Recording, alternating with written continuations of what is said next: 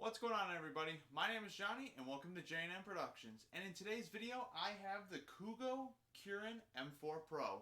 This is a $400 electric scooter, and I know some of you guys have been asking me even in previous videos, what's the cheapest scooter you can get? And well, I think I found it. This is like I said, a $400 scooter. The scooter itself is $285, but so far I've put in maybe 15 miles on it, but I thought I can give you guys my first honest thoughts and what to really expect out of a scooter like this. So sit back and enjoy, and let's get into the review.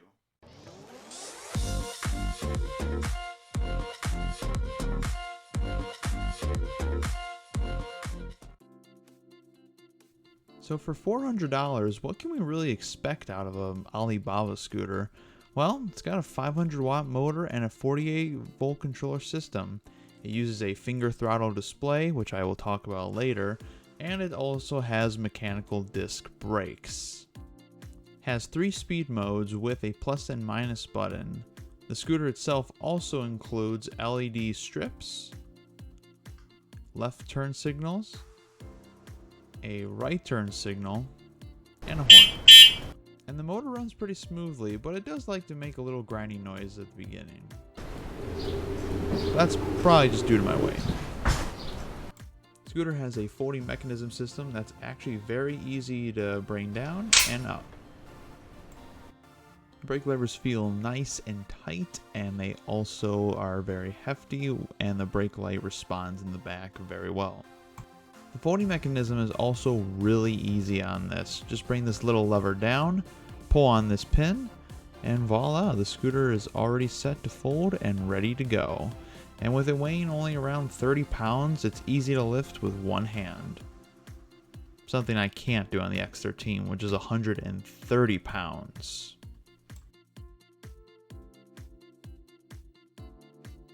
So going into some of my main issues, if you want to call it, the first thing I really have to know, and obviously this is very nitpicky, but with the lights, unfortunately, they're only set to one direction, which is just to go back and forth between green, blue, and red. I wouldn't fully mind this, but I kind of hope, police and everything are alright with this. We were actually on in the previous video I talked about, we went on a community bike ride in Elgin, and they were kind of suggesting everyone had just one still light. So hopefully we weren't the annoying ones, but unfortunately I have no way of adjusting the lights as they are now. Luckily the headlight though is perfect and stays exactly the way it should be. Now if it's one thing I can change, it is this display. I don't know about you guys, and if you have any information about these in the description down below, please let me know. But this right here is the most bizarre display I have ever seen in all of the scooters that I've owned and seen online. And according to this one's the How. And I was trying to do some research on it, and even the seller themselves don't know about this display, which I find crazy because, they're the ones that make it. But regardless, they just don't know anything about the display or any of the parameters. So, obviously it's pretty simple. You just go back and forth from the speed modes, but there's really no way. I've already tried pressing power and H plus and power and H minus, but nothing works. It just turns off the scooter just because I'm hitting the power button. So like I said, if anyone knows about these displays, please let me know in the description down below. I would greatly appreciate it. Another weird thing that I mentioned before is the actual seat post that goes onto the scooter. Now as you guys can see, there actually used to be 2 Allen screws here, and the seat post was connected there. But in the most bizarre thing ever, they decided to connect the post as well within this bolt in between the air shocks. And with the way as big as the chest plate was for the seat, you were actually forced to remove the air shocks in order to take the seat off. And that to me is an absolute waste of time, considering there's no other scooters that do it like that. Maybe they could have just had it more exposed or the screws longer to where you wouldn't have to worry about this. But yes, you have to take this mud guard off and the front shocks if you're going to take this seat off. We have a second one in the garage that's just like this. The only difference is that it has red grip tape, and for that we have decided to keep the seat on, because along with that I stripped the bolts here, so I can't even put them back in. So whoops. Now, the biggest issue I had with the scooter isn't about the motor, the brake, none of that. It has to do with this stupid tire stem valve. So as you guys can see here, we got our stem valve here. It's sticking out a little more, but I'm going to try and explain this. So this valve that you're seeing at the way front actually was never sticking out like this. It was actually caught like in the middle of the motor and the wheel, which is normal. That's totally fine. But the issue is that they had it in between these little ridges that go along the motor, which is how it's built.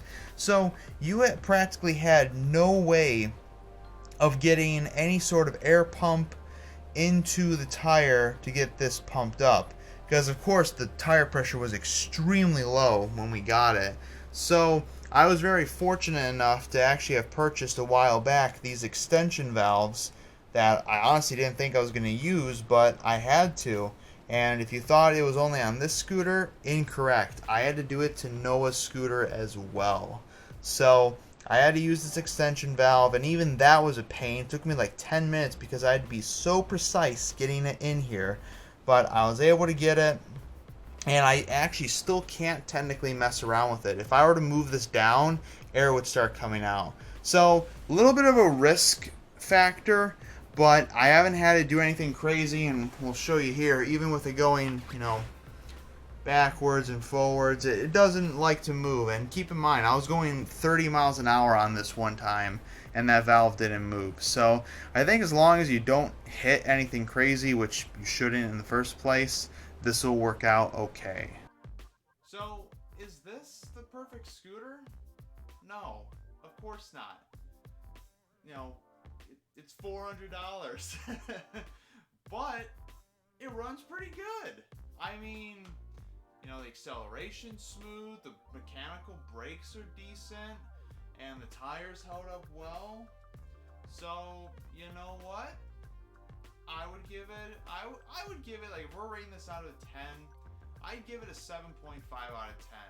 I will note that I do believe that besides some of the issues that I had, I think this is better than any Xiaomi 9-bot or any of the smaller scooters that are out there, especially the ones like 9-bot, which goes for like $700, $800, I believe. So, I mean, if you're willing to wait a little bit longer than those scooters, of course, because those can take like a week or less to arrive, especially some of them, because you can get them on Amazon.